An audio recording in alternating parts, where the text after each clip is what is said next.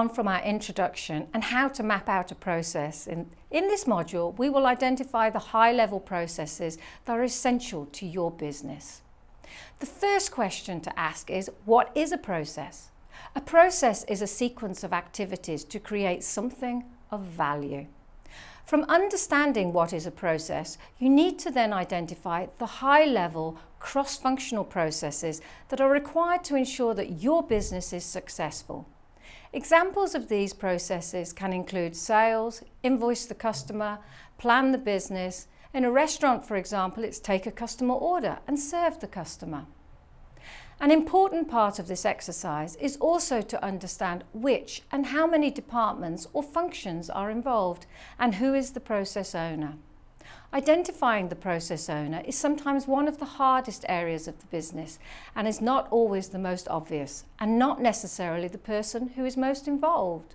Example, finance is in charge of inventory and stock, but not the warehouse manager.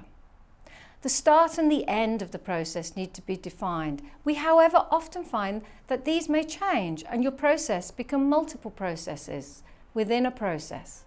This is absolutely fine and we will go through this in detail.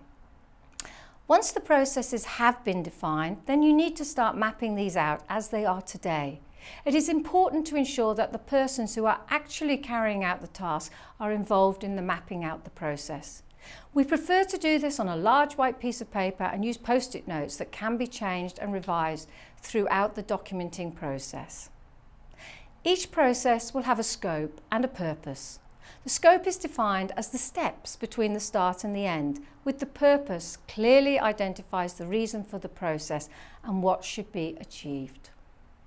It is also important to ensure that when mapping out the process, we are collecting all the relevant forms, checklists and any other related documents to ensure that we have understood everything. Once the processes are mapped out and we feel it is a true representation of what is happening today, only then will we formalise the process map using the software for final approval and feedback. In Module 3, we will then focus on the organisation structure and how these are linked to the process.